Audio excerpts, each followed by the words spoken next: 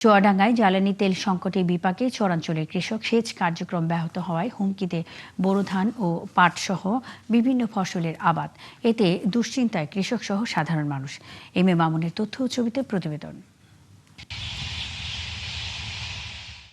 চুয়াডাঙ্গায় মাঠে মাঠে এখন বোরো ধানের সমারোহ, কিন্তু এই ধান নিয়ে দুশ্চিন্তায় কৃষক। তারা বলছেন, বোরো মূলত সেচ নির্ভর ধান, প্রতিদিন সেচের জন্য প্রয়োজন বিপুল পরিমাণ ডিজেল, কিন্তু দীর্ঘ সময় লাইনে দাঁড়িয়েও পাম্প থেকে জ্বালানি তেল পাচ্ছেন না তারা। পাটের চাষ, দুইনের চাষ, আবার এই ধানের যে চাষটা করা হবে, এই চাষের জন্য আমাদের এখন পর্যটন তেলের প্রয়োজন। আমার বাড়ি হাট বয়লি, এখান থেকে 28 কিলো দূর, এই তেলের জন্য আমি একজন আসছি। জেলার প্রায় 60 থেকে 70 হাজার হেক্টর জমি এখন আবাদ উপযোগী, আর পাট, মরিচ ও ধান সহ বিভিন্ন ফসলের চাষ শুরু হতে যাচ্ছে এসব জমিতে। এমন সময় ডিজেল সংকটে চাষাবাদ নিয়ে শঙ্কায় কৃষকরা। বলছেন, সময় মতো সেচ দিতে না পারলে নষ্ট হবে কষ্টের ফসল। এখন এই পানি দেওয়ার সময়, এখন তো আমরা তেল যেভাবে পাওয়ার দরকার সেভাবে পাচ্ছি না। ধানের তো আমাদের পানি তেল না পালে আমাদের এই ক্ষতি হবে ধানে। ধান তো পুরি সব শেষ হয়ে গেল মাঠে, আমি 3 দিন ধানে পানি দিতে পারি না। 2 লিটার তেল হলে আমার ধানে পানি দেওয়া হয়ে যাইতো, সেটি পাচ্ছি না, কারণ ফিরে যাচ্ছে। অন্যদিকে দীর্ঘ লাইনে দাঁড়িয়ে জ্বালানি তেল সংগ্রহ করতে গিয়ে বিপাকে কর্মজীবী মানুষ। সময় মতো কর্মস্থলে পৌঁছাতে না পেরে দুর্ভোগে তারা। এতে দৈনন্দিন কাজও ব্যাহত হচ্ছে। চুয়াডাঙ্গা যতগুলো ফিলিং স্টেশন আছে সবগুলো বৈষম্যের শিকার। সরকার আমাদের তেল দিচ্ছে না। এজেন্ট পয়েন্ট থেকে চাষিদের গত 8/4/26 তারিখ থেকে তেল দেওয়া শুরু করছি। এই বিষয়ে ফিলিং স্টেশন সংশ্লিষ্টরা বলছেন, আগে যেখানে প্রতিদিন 1 থেকে 1.5 হাজার লিটার পেট্রোল বিক্রি হতো, এখন তা বেড়ে দাঁড়িয়েছে 4 থেকে 4.5 হাজার লিটারে। অতিরিক্ত চাহিদাই পরিস্থিতিকে জটিল করেছে। ডিজেল চালিত সেচ যন্ত্র 53,838টি রয়েছে এবং এর সাথে অন্যান্য কিছু কৃষি যন্ত্রপাতি আছে যেটি মাঝে মাঝে চলে, সেগুলির জন্য ডিজেল প্রয়োজন হয়। সব মিলিয়ে আমাদের ডেইলি ডিজেলের প্রয়োজন 1,65,122 লিটার। তা আমাদের এই কৃষক পর্যায়ে এটি অনেকের কাছে মজুদ আছে এবং আমরা এই পেট্রোল পাম্প থেকে এখন দেওয়ার চেষ্টা করছি। বারবার বলছি, যদি কেউ সমস্যা বোধ করে তাহলে আমাদের সাথে যোগাযোগ করলে আমরা সেই ব্যাপারে তাদেরকে সহযোগিতা করব। চুয়াডাঙ্গায় চলতি মৌসুমে 35,236 হেক্টর জমিতে বোরো ধানের আবাদ করা হয়েছে। শান্তা ইসলাম, 71। কৃষিতে জ্বালানি সংকটের প্রভাব নিয়ে জানাতে যুক্ত হচ্ছেন সহকর্মী এম এ মামুন। মামুন, জ্বালানি সংকট নিয়ে কি বলছেন কৃষকরা, কি দাবি জানিয়েছেন তারা?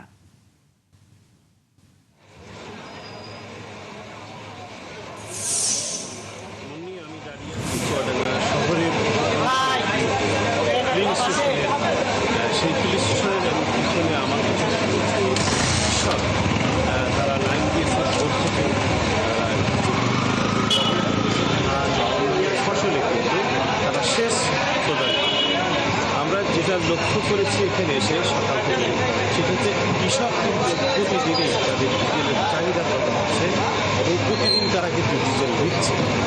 এই ফিলিং স্টেশনে একদিন পর 6 থেকে 9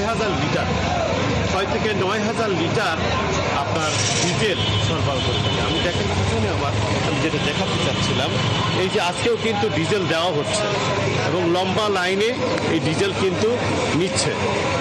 এই লম্বা লাইনে প্রতিদিন এইভাবেই কিন্তু তারা বিভিন্ন পাম্পে এবং এক জায়গার না, এরা বিভিন্ন জায়গার যেখানেই হোক না কেন তারা কিন্তু তেল নিতে যাচ্ছে।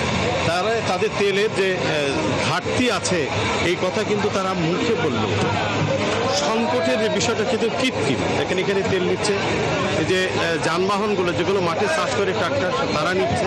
এখানে আমি দেখছি যে ট্যাগ অফিসাররা বসে আপনার যারা পেট্রোল নেয় তাদেরকেও দিচ্ছে। অর্থাৎ প্রতিদিন যে অসহনীয় ভিড় এবং মানুষের মাঝে যে চাহিদা, এই চাহিদাটা আসলে কবে পূরণ হবে? একটি পাম্পে প্রতিদিন 1,500 লিটারের বেশি তেল বিক্রি হতো না, কিন্তু সেই পাম্পগুলো এখন একদিন পর 9,000 লিটার, সর্বোচ্চ 9,000 লিটার তেল বিক্রি করছে। তারপরেও কিন্তু চাহিদা শেষ নেই। আসলে এই তেলের সংকটটা কারা তৈরি করছে এবং আমরা দেখতে পাচ্ছি যে বিভিন্ন স্থানে বিশেষ করে যারা তেল খুচরা বিক্রি করতো তাদের কাছেও কিন্তু তেল ধরা পড়ছে 2000-3000 লিটার করে ধরা পড়ছে। গতকালকেও আমরা বেশ কিছু জায়গায় তেল তারা মজুত রেখেছিল অবৈধভাবে, তাদের কাছ থেকে তেল কিন্তু ভ্রাম্যমাণ আদালত তেল তাদের কাছ থেকে নিয়ে সেই তেল কিন্তু তারা আবার কৃষকদের কাছে বিক্রি করছে। কৃষকদের তেল আসলে কত প্রয়োজন, একটি চাষের যে কথা গেল, কৃষি অফিসাররা বলছে যে 34,000 প্রায় হচ্ছে এখানে কৃষি ফসল রয়েছে। সামনে যে ফসল আছে সেটা হচ্ছে পাট বুনবে মানুষ এবং ঝাল লাগাবে বা আবার নতুন করে ধান লাগাবে, সেই ক্ষেত্রে সেচের প্রয়োজন।